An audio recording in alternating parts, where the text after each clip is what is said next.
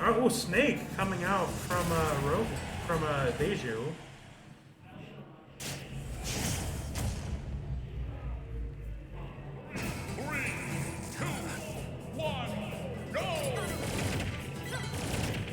Not sure what the plan's going to be between these two.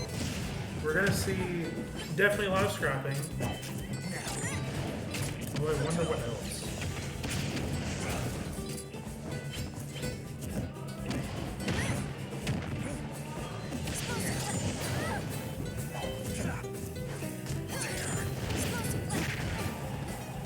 So far, this is a pretty even game. It's within percents of each other. In fact, Deju's taking the initial lead here. This is an interesting case because both these characters essentially rely on the same sort of stages and setups. So it really is a matter of who presses buttons first, I feel. I might be wrong, though. Oh no, that's an SD from Rogan so early on.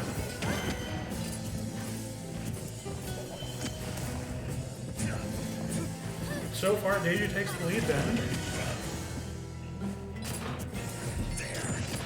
Joining me on mic will be Theo. Hi Theo, how's your bracket going so far? So far so good. I've only played once, but oh, same. Well, I think I played twice actually. I think I fight probably Matt Hatter next, which I am not excited about. But I think I might be able to win so once I played against him. I've got better since then. Anywho, back onto this set. So far, Deju is taking a one-stock lead, about to make it 2 with that up tilt. I think another like 10%. Yeah, that up tilt will kill Palutena. Oh, forward tilt does it anyway. So far, Deju is taking a surprisingly commanding game 1 lead with a one-stock advantage right now. Let's see if Deju can keep it and not get too aggressive. Deju coming in with the lower seed, so it would be a good win for him if he can pull it off. How do you feel about the matchup? I feel like both these characters are the same character. Not so much in like their neutral airs and actual like mid-play style, but generally how they like to go about being on the stage and enforcing where their opponent goes on stage. If that makes more sense. Sure. Okay. And so between the two, I think that, oh my goodness, oh hey! Rogan evening it back up. Not a bad custom combo. Back grenade into up there. Pretty good. That's pretty good.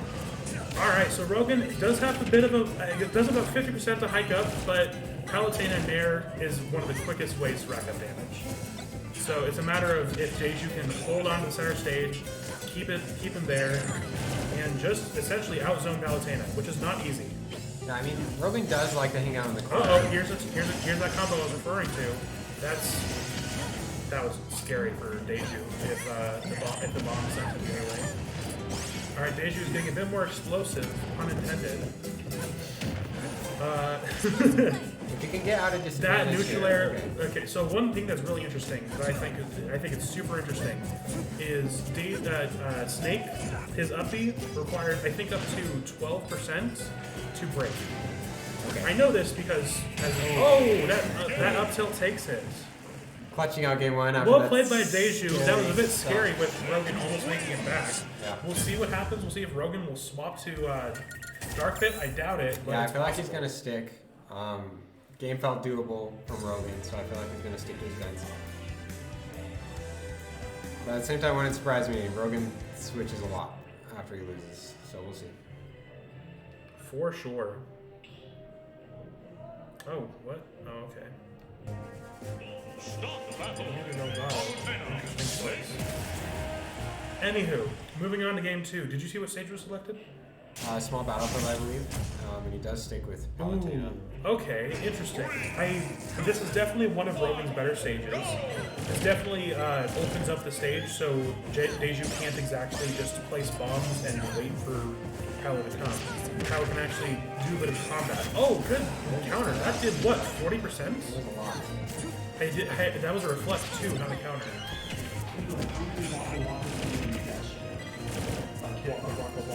Four, I think?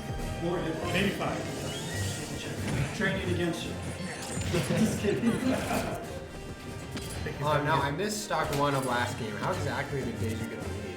Rogan SD. Oh, really? It was by like 2 feeds. Okay.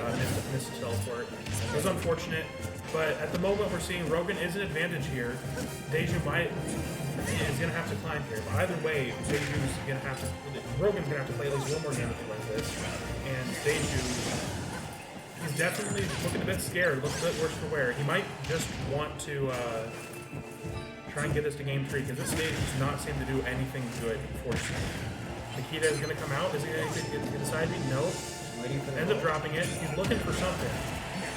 He's a bit slow with the C4 and ends up getting his first fight taken in minutes 15 seconds in. We're going to see how things go afterwards. If he can even this up, an up tilt at this percent I believe will kill, but it's a matter of getting to it. And it's too obvious, it's bad.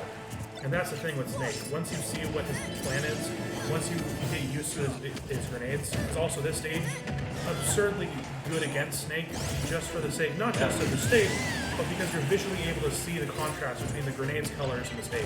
Oh, interesting. Yeah, I haven't thought about that. I mean, it's the reason that Snake does pretty well, or even like... Oh, he got the sticky. He got the sticky. Fun fact, the sticky is on it has a cooldown for when it can pass to a different player or to the ground. Interesting. It's a 2-second cooldown between, but you technically can pass it until it explodes naturally. Not forward air. Doesn't quite take it, but it does get him a bit further to the kill. It's just a matter of seeing. He needs to secure this kill. One of Rogan's best abilities is to survive in when never mind. I have lied to you all. And a grenade is going to just pike up damage here. This would be an interesting upset because I believe Deju is one of the lower seeds in this tournament. Alright, back air is definitely going to kill. Rogan loves those roll back and back there, yep. It works. It's a very quick back grab animation that if it misses, he has a little bit of time afterwards to just get out of there. Rogan's just doing his classy. Oracle. He loves Oracle. Probably gonna Oracle in, yeah. Honestly, Oracle is such an insanely good zoning tool. I'd say that it would be much less annoying to deal with if it wasn't for the voice lines. I'll be completely honest. Honestly, voice lines can... Oh no, I don't think he saw the grenade in time. That or he just wasn't sure what to do. It was a panic situation and he just stood in like a deer in headlights. Like 40% of Deju's damage right now has been from just neutral beam power. At the moment, we're going to be seeing if this is going to be going to game 3 or if Deju can close out this game. So far, it looks like Rogan is fighting for it. Ends up misinputting and doing neutrally misinput. That takes it to game 3 with Rogan taking that second game. Feels bad. Honestly, I'm not sure about you, but I understand when people don't like watching zoners, but when it's two zoners going against each other, it's kind of hilarious. There's a lot of, see the thing is it just me or do I not consider Palu a zoner? I just think Rogan's a zoner at heart, so he just plays Palu like a zoner. I don't know. Oh, it's just recording. I will link stream. 3, 2, 1, go! Trying with some neutral beam. Yeah. Oh, this is the dash grab. The dash grab is pretty good if you're practically on the opponent, but I like what you're talking about. yeah, this is where Rogan starts to thrive. When he's in the opponent's head, when the opponent feels the need like this to start going in, it feels panicky. And especially for Deju, who was in advantage for the first most of the second game, suddenly having to go to game 3 is definitely not something Deju wanted.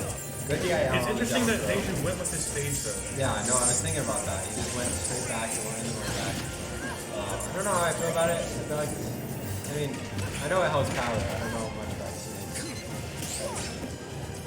Well, I would imagine that some of the bigger stages like Town and City, Kalos, and maybe not FD. FD would actually be one of his worst stages probably.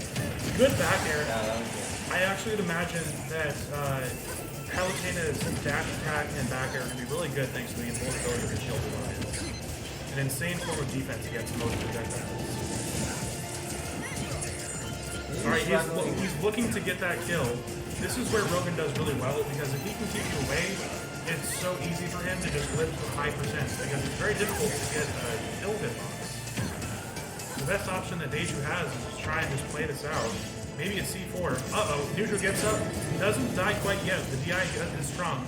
And see what I was talking about there? That wasn't enough percent to cause him to lose an uppy arm. What's interesting though, it's individual hits that count, not at all combined.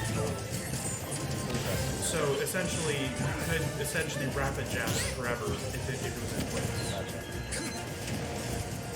No, you play Ivy Soul, so I can be Anyway, back to the match. So far, we are seeing a lapping in percents on Deju's hand, and an entire 2-stock lead by Rogan. With that much rage, it is kind of scary. A single combo from Rogan or a combo is nasty thing. That dash attack does take a note from Deju. Wait, trying to approach a lot. Under the auto increases the low profile. Deju last stock was trying to approach a lot. Not yet. I feel now it's required that Deju has to approach. But I would say the best way when it comes to fighting Palutena is approach at a higher speed, stop right outside of her range, and then go. It sounds simple, but a lot of people that I see when they fight end up going all the way, and they just fall into Rogan's trap. That's the case with a lot of zoners, because if you make them let it rip without you in there, you waste their resources and make them a bit defenseless, makes them vulnerable. So far, Deju has his work cut out for him when it comes to making this game back there. Even pulling a grenade to get out of the combo is negative. That counter lasts forever. That counter lasts forever, but also leaves her vulnerable for quite a long time. Up tilt does take it. We could see a possible game. This is kind of scary for both. It's definitely scary for both of them. Much more so for Deju. But Deju having 170%, Sidey takes it. Unfortunate. If he drifted away, he might have been able to live, but I'm not sure. Well done by 95Rogan.